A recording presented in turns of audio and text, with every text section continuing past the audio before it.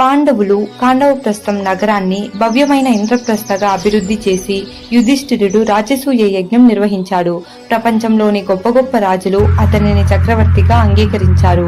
ఈ ఘనతతో పాండవుల ప్రతిష్ఠ చరమశిఖరాన్ని చేరింది. అదే సమయంలో దుర్యోధనుడు ఇంద్రప్రస్థకు వచ్చి సభాభవనాన్ని చూసి ఆశ్చర్యపోయాడు. కౌరవుల్లో ముఖ్యంగా దుర్యోధనుడిలో అసూయను రెచ్చగొట్టింది. మహర్షి మాయాసురుడు నిర్మించిన ఆ సభలో భూమిపై నీటి సరస్సుల వలె కనిపించే అద్దాలు, నీటి ప్రవాహాల్లా కనిపించే ఫ్లోర్లు ఉండేవి. అక్కడ దుర్యోధనుడు జారిపడి పడిపోయాడు. ద్రౌపది నవ్వింది. అందుని కుమారుడు కూడా అందుడే. దుర్యోధనుడు హస్తినాపురానికి తిరిగి వెళ్లి తండ్రి ధృతరాష్ట్రుని దగ్గరకు వెళ్లి ఇలా అన్నాడు: పాండవులు ఎంతో ప్రభావంతో ఉంటున్నారు. వారిని తక్కువ చేయకపోతే హస్తినాపురం మీద అధికారాన్ని కోల్పోతాం.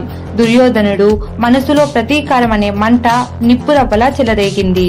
అదే సమయంలో శకుని, గంధార దేశ రాజు, దుర్యోధనుడి మామ కూడా అతడిని ప్రేరేపిస్తూ ఇలా అన్నాడు: వీరితో యుద్ధం చేయడం కన్నా వాళ్ళను జూదంలో ఓడించడం సులువు. యుధిష్ఠిరుడు జూదానికి బాగా ఆసక్తి ఉన్నవాడు. అతని ధర్మాన్ని అడ్డు పెట్టుకుని మనం ఆటలో గెలిచి అన్నిటినీ తీసుకోవచ్చు. అంతే. పాండవులను హస్తినాపురానికి ఆహ్వానించారు. దానిని ధర్మసభగా, స్నేహపూర్వక జూదంగా చిత్రీకరించారు.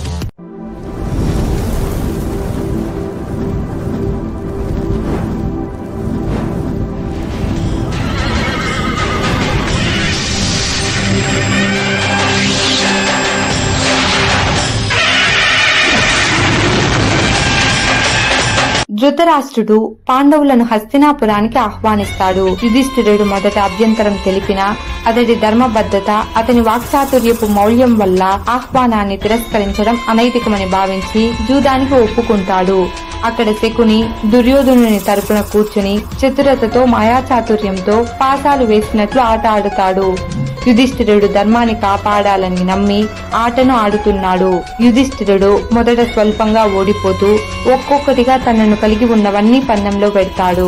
ప్రతి పాచికల ఆట తరువాత యుధిష్ఠిరుడు ఓడుతూ ఇలా పందాలు పెడతాడు: స్వర్ణధనం ఓటమి, రాజ్యధనం ఆస్తి ఓటమి. కురు బృందంలో పేరుగాంచిన దిదావంతుడు భీముడు పందెం. అర్జునుడు, సహదేవుడు, నకులు ఒక్కొక్కరిగా పందెం చేసి ఓడిపోతాడు. తనను తాను పందెంగా పెడతాడు. ఓటమి చివరకు ద్రౌపదిని పందెంగా పెట్టి ఓడిపోతాడు. అంతే, ధర్మం కూలిపోతుంది. సభలో నిశ్శబ్దం. ధృతరాష్ట్రుడు కూడా నిశ్శబ్దంగా కూర్చున్నాడు.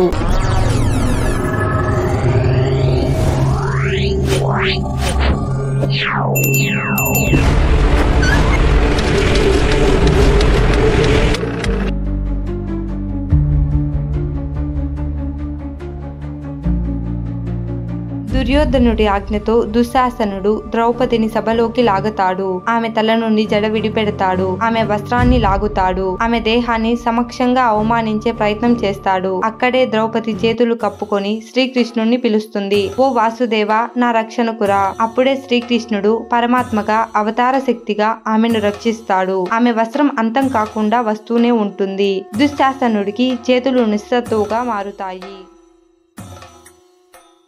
భీష్మ, ద్రోణ, కృపాచార్యులు, మహామేధావులు, వేదవేత్తలు ఆ సభలో కూర్చుని తల వంచి మౌనంగా ఉంటారు. విదురుడు మాత్రం స్పష్టంగా అంటాడు: ఇది అధర్మం, ఇది రాజధర్మం కాదు. దుర్యోధనుడు ద్రౌపదిని తన పంచాయతీలోకి వచ్చి ప్రశ్నలకు సమాధానం చెప్పమంటాడు. ఆమె ధైర్యంగా నిలబడి సభలో ప్రతి ఒక్కరిని ప్రశ్నిస్తుంది. ధర్మాన్ని పాటించే యుధిష్ఠిరుడు తనను తాను పందెంగా పెడితే నాకు పందెం పెట్టే హక్కు ఎక్కడిది? సభ మౌనంగా మారుతుంది. నైతికత, ధర్మం మసకబారుతాయి. ద్రౌపదిని అవమానించిన తరువాత ధృతరాష్ట్రుడు భయంతో పాండవులను మళ్లీ రాజ్యాన్ని తిరిగి ఇస్తాడు. కానీ దుర్యోధనుడు మళ్లీ శకునితో కలిసి ఇంకోసారి జూదానికి ఆహ్వానిస్తాడు. శకుని మళ్లీ యుధిష్ఠిరుడిని సవాలు చేస్తాడు. ఈసారి పందెం మీరు ఓడిపోతే మీరు 12 సంవత్సరాలు బహిష్కరణకు వెళతారు మరియు 13వ సంవత్సరం అజ్ఞాతవాసం, మారువేషంలో గడుపుతారు. యుధిష్ఠిరుడు మళ్లీ ఓడిపోతాడు. పాండవులను బలవంతంగా వనవాసాలకు బహిష్కరణ పంపి ద్రౌపదిని తమతో తీసుకెళ్తారు.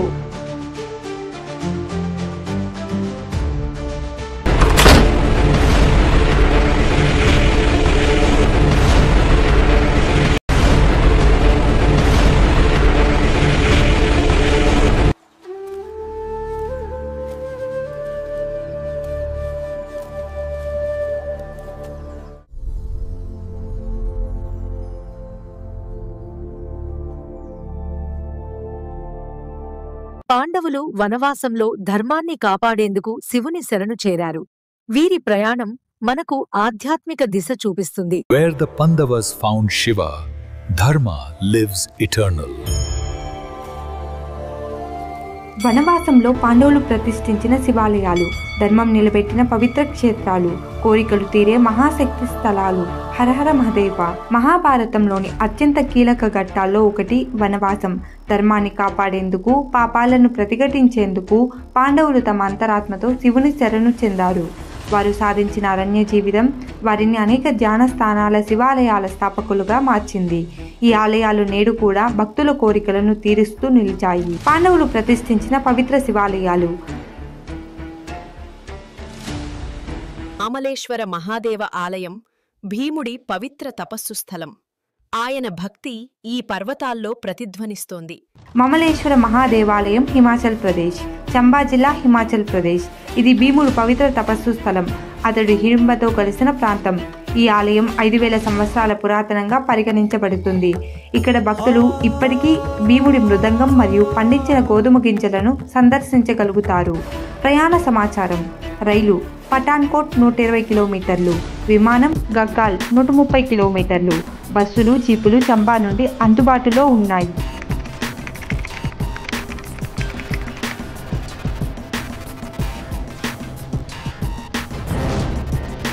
రెండు అగంజరా మహాదేవాలయం, కనియారా, హిమాచల్ ప్రదేశ్. ధర్మశాల సమీపంలోని కనియారా గ్రామం.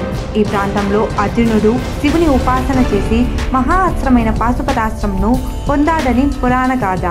ఇక్కడ శివలింగం శక్తితో నిండినది. తపస్సు చేసిన ఈ పవిత్ర భూమి ధ్యానానికి పునీతంగా మారింది. ప్రయాణ సమాచారం. రైలు కాంగ్రా మండల, విమానం గగ్గాల్ 15 కిలోమీటర్లు, రోడ్డు మార్గం, ఆటో, క్యాబ్, స్థానిక బస్సుల ద్వారా చేరవచ్చు.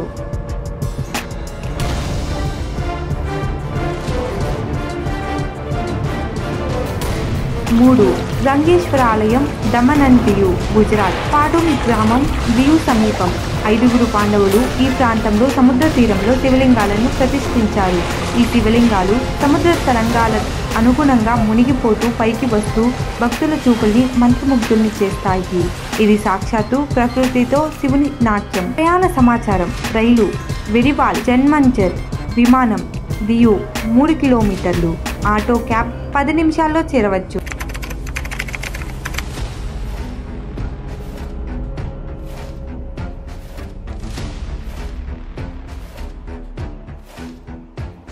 భయహరణ మహాదేవాలయం, ప్రతాప్గఢ్, ఉత్తరప్రదేశ్. ప్రతాప్గఢ్ జిల్లా, ఉత్తరప్రదేశ్. భీముడు బకాసురుని సంహరించడానికి ముందుగా శివుని ఆశీస్సులు కోరుతూ ఇక్కడ శివలింగాన్ని ప్రతిష్ఠించాడు.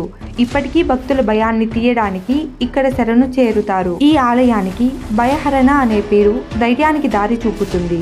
ప్రయాణ సమాచారం. రైలు బెలహా, లక్ష్మణ్పూర్, ప్రతాప్గఢ్. విమానం ప్రయాగ్రాజ్ 60 కిలోమీటర్లు, రోడ్డు మార్గం ప్రయాగ్రాజ్ నుండి బస్సులు, క్యాబ్లు అందుబాటులో ఉన్నాయి.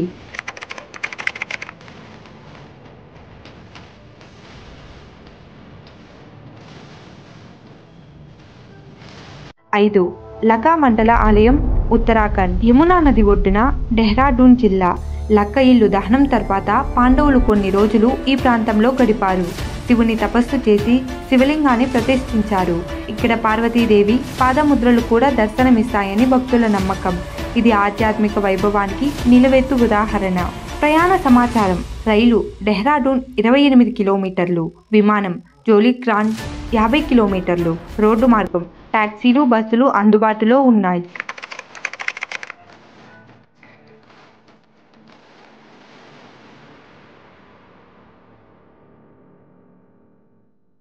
ఈ ఆలయాలు శివుని స్థితి కాదు, అనుభవం. ఈ ఆలయాలు కేవలం పూజా స్థలాలు కాదు, వాటిలో పాండవుల తపస్సు, విరాట రూప భక్తి మరియు శక్తి పరవశం ప్రతిధ్వనించుతుంటాయి. ఇక్కడ వచ్చి పూజించిన వారిలో కోరికలు తీరిన వారు ఉన్నారు, రోగాల నుండి విముక్తి పొందిన వారు ఉన్నారు, శాంతిని పొందిన వారు ఉన్నారు.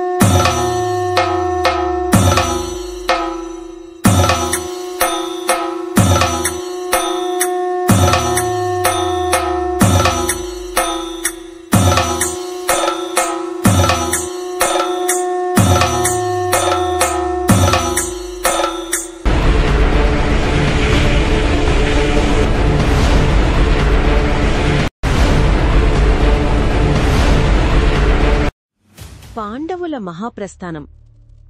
కురుక్షేత్ర యుద్ధం ముగిసింది. ధర్మం విజయం సాధించింది. కాని ఆ విజయానికి మూల్యం చాలా భారమైనది. లక్షలాది మంది వీరులు, బంధువులు, మిత్రులు అందరూ ఆ రణభూమిలో పడిపోయారు. పాండవులు రాజ్యం అందుకున్నారు, హస్తినాపురాన్ని పాలించారు. కాని వారి హృదయాల్లో ఎప్పటికీ యుద్ధపు జ్ఞాపకాలు, బంధువుల మరణపు గాయాలు మిగిలిపోయాయి. చాలా సంవత్సరాల తర్వాత యుధిష్ఠిరుడు గుండెల్లో ఒక ప్రశ్న మిగిలింది. రాజ్యం, సంపద, సింహాసనం అన్నీ తాత్కాలికం. జీవితంలో శాశ్వతమైంది ఏమిటి? ఈ ఆలోచనతో ఆయన సోదరులకు చెప్పాడు, మన కర్తవ్యం పూర్తయింది. ఇప్పుడు మనం రాజ్యాన్ని వదిలి పరమ గమ్యం వైపు ప్రయాణం మొదలుపెట్టాలి. అలా పాండవులు ద్రౌపదితో కలిసి హిమాలయాల వైపు బయలుదేరారు. దీనినే మహాప్రస్థానమంటారు. ఇది మనిషి జీవితానికి ప్రతీక. జననం నుంచి మరణం వరకు ఒక నిరంతర ప్రయాణం. వారు నడుస్తూ మంచుతో కప్పబడ్డ పర్వతాలను ఎక్కసాగారు. ప్రకృతి మౌనంగా వారిని అనుసరించింది. పక్షులు, మేఘాలు, పర్వతాలు అన్నీ వారి చివరి అడుగులకు సాక్షులుగా నిలిచాయి. కాని ఆ యాత్రలో ఒక్కొక్కరుగా వారంతా కూలిపోతూ వెళ్లారు. మొదటగా ద్రౌపది అలసటతో నేలపై పడిపోయింది. భీముడు యుధిష్ఠిరుణ్ణడిగాడు, అన్నా, ఎందుకామె పడిపోయింది? యుధిష్ఠిరుడు ప్రశాంతంగా సమాధానమిచ్చాడు, ఆమె మన అందర్నీ సమానంగా ప్రేమించలేదు. అర్జునుని మీద ఎక్కువ మమకారం చూపింది. అదే ఆమె లోపం. కొంత దూరం వెళ్లిన తర్వాత సహదేవుడు కూలిపోయాడు. భీముడు మళ్లీ అడిగాడు, ఎందుకన్నా? అన్నాడు యుధిష్ఠిరుడు. అతడు తన జ్ఞానంపై గర్వించాడు.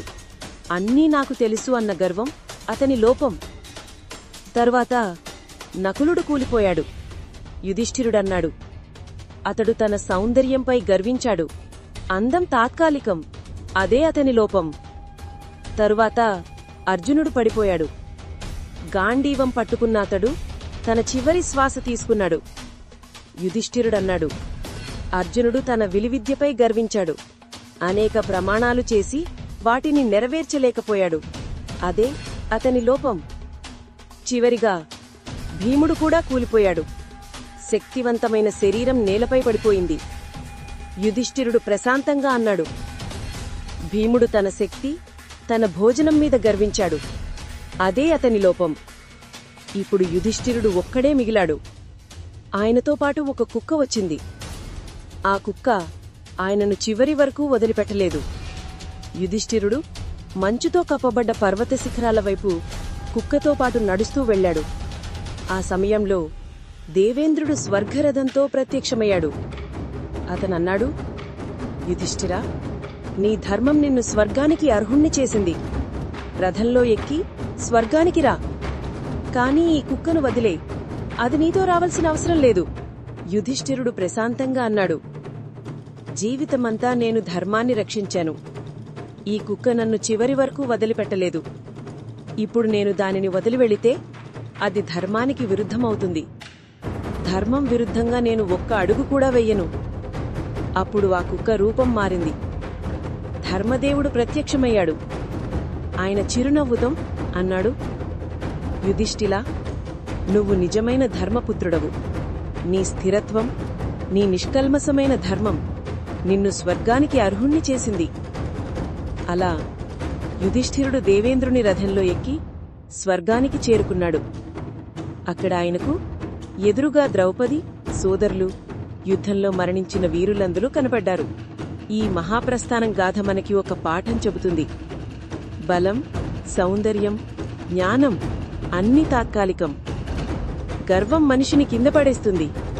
కాని ధర్మమే శాశ్వతం. ధర్మాన్ని అనుసరించేవాడు ఎప్పటికీ పరమగమ్యాన్ని పొందుతాడు.